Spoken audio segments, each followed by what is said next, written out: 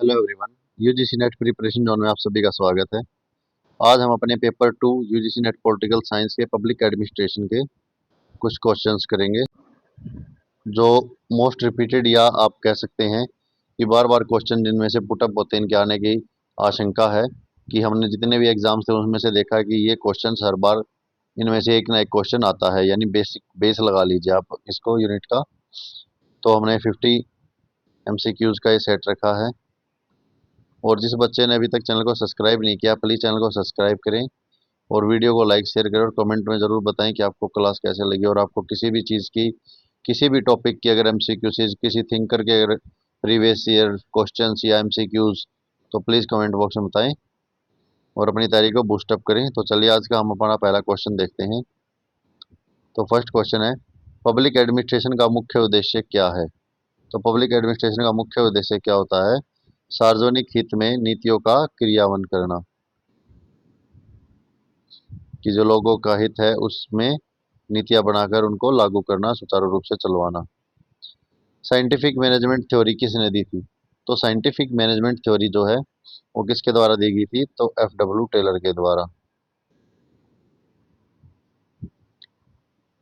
Bureaucratic theory के प्रवर्तक कौन थे? तो ब्यूरोक्रेटिक थ्योरी जो है किसने दी थी बच्चों? तो ये दी थी मैक्स वेबर ने। ये क्वेश्चन ऐसे हैं, इनमें से क्वेश्चन जरूर आता ही आता है आपका, तो इनको एक बार ध्यान से जरूर देख के जाएं। पोस्ट कोड शब्द किसने दिया?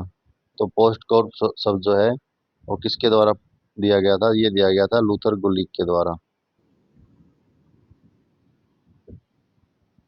स्पैन ऑफ कंट्रोल का संबंध किससे है? तो स्पैन ऑफ कंट्रोल का संबंध जो है वो है पर्यवेक्षण से।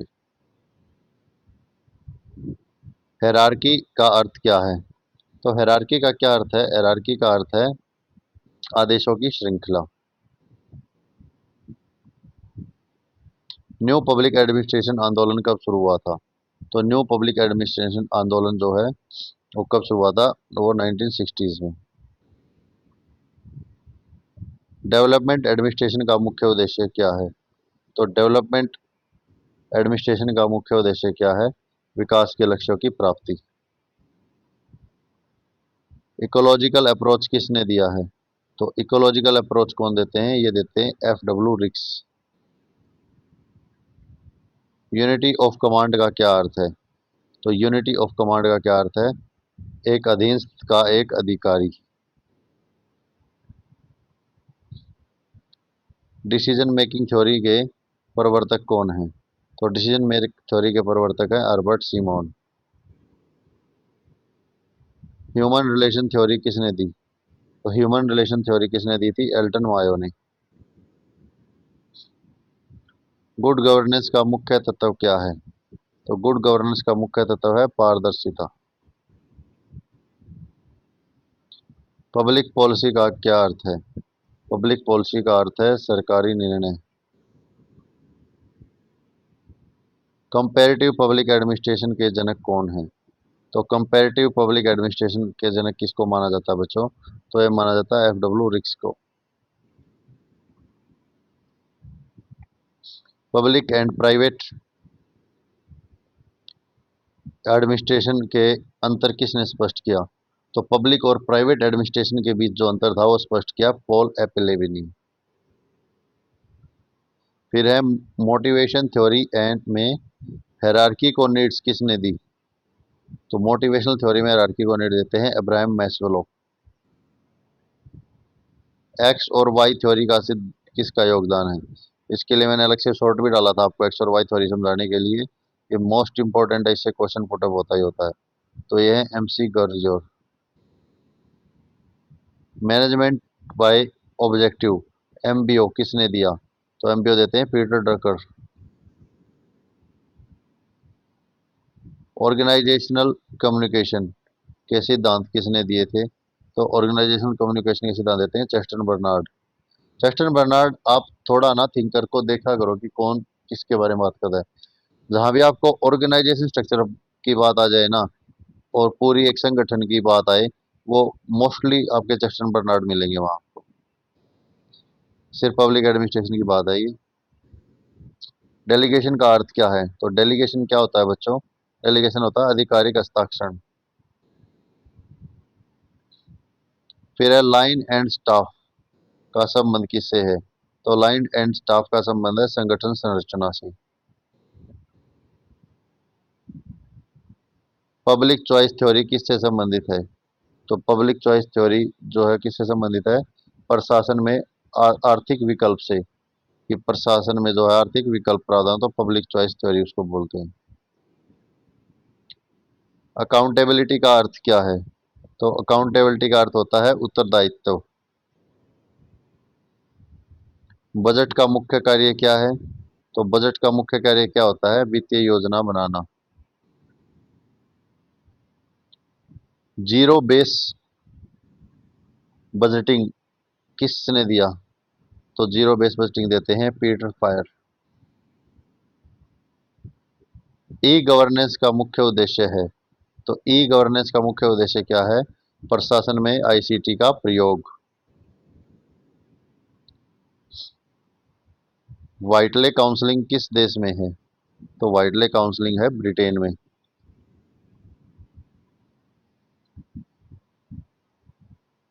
ओम्बड्समैन का क्या कार्य है? तो ओम्बड्समैन का ओम्बड्समैन का कार्य होता है शिकायत निवारण। सेंट्रल विजिलेंस कम्युनिकेशन की स्थापना कब हुई?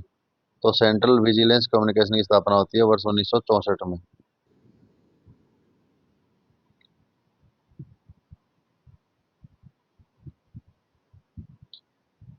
हैवथॉर्न स्टडीज किससे संबंधित है? तो हैवथॉर्न स्टडी संबंधित है मानव संबंध से। सोशल इक्विटी किस प्रशासनिक सिद्धांत से जुड़ा है? तो सोशल इक्विटी जो है वो जुड़ा है न्यू पब्लिक एडमिनिस्ट्रेशन से। रेड टेपिज्म का अर्थ क्या है? तो रेड टेपिज्म का अर्थ होता है बच्चों अनावश्यक औपचारिकता।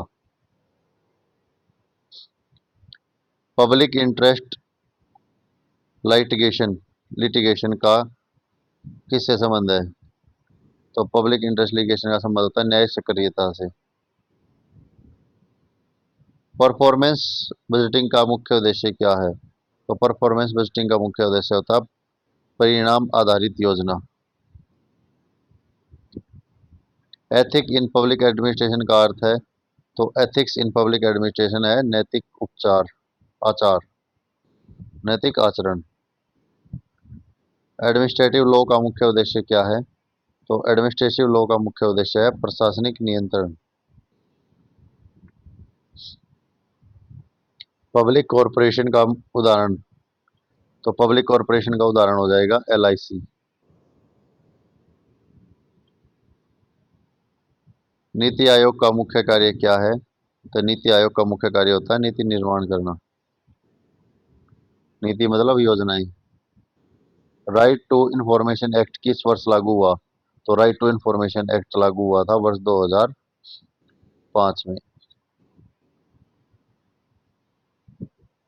फिर एडमिनिस्ट्रेटिव रिफॉर्म कम्युनिकेशन कमीशन की पहली रिपोर्ट कब आई? एडमिनिस्ट्रेटिव रिफॉर्म्स कमीशन की पहली रिपोर्ट पूछते हैं कब आई? तो यह आई थी वर्ष 1970 में। फिर है गुलिक एंड उर्विक ने किस संबंध को प्रतिपादित किया? तो गुलिक और उर्विक ने प्रतिपादित किया था पोस्ट कॉर्प को।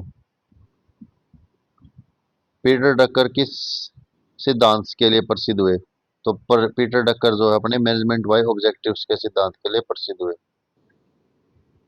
मैरी पार्कर फोलेट ने किस पर बल दिया? तो मैरी पार्कर फोलेट बल देती है संघर्ष प्रबंधन पर। फ्रेडरिक हर्जबर्ग ने किस सिद्धांत को प्रतिपादित किया? तो फ्रेडरिक हर्जबर्ग ने संबंधित किया टू फैक्टर थ्योरी को। रेसिन्स लिंकर्ट किस सिद्धांत के लिए प्रसिद्ध हैं? तो रेनिस लिंकर्ट संबंधित है मैनेजमेंट सिस्टम से। क्रिस आर्गेरिस का योगदान किस क्षेत्र में है? तो क्रिस आर्गेरिस का सिद्धांत का योगदान है ऑर्गेनाइजेशनल ह्यूमनिज्म में। ड्वाइट वाल्डो ने किस पर बल दिया? तो ड्वाइट वाल्डो बल देते हैं public administration and political theory पर। फेरल हैडी किस विषय के विशेषज्ञ हैं? तो फेरल हैडी हैडी विशेषज्ञ हैं कंपैरेटिव पब्लिक एडमिनिस्ट्रेशन के। न्यू पब्लिक मैनेजमेंट का मुख्य उद्देश्य क्या है? तो न्यू पब्लिक मैनेजमेंट का मुख्य उद्देश्य है प्रशासन में दक्षता व प्रभावशालीता। तो ये हमारे 50 MCQs कंप्लीट होते हैं। ये मोस्ट इम्पोर्टेंट और मोस्ट रिपीटेड में लगा लीजिए आप लोग, इन्हें एक बार ज़रूर देख कर जाना। और जिस बच्चे ने अभी तक चैनल को सब्सक्राइब नहीं किया, प्लीज़ चैनल को सब्सक्राइब करें और कमेंट ज़रूर करके बताएं कि आपको क्लास कैसे लगी है। और अपनी तैयारी को बूस्टअप करने के लिए हमारी जो प्रीवियस ईयर प्रैक्टिस सेट तैयारी चली हुई है उसको ज़रूर देखें। तो आज की क्लास के लिए इतना ही। Thank you.